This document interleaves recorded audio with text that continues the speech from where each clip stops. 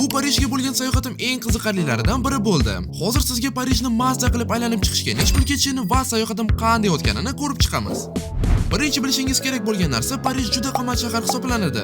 Hozir sizga arzon sayohat qilishni o'rgataman. Birinchi bo'lib mehmonxonaga kelsak, arzon bo'lish uchun shunday hostelda kuniga 34 dollar ketdi. Aylanish uchun esa albatta bizga transport kerak. Shunday bir kunlik bezlimit transport karta menga 14 dollarga tushdi.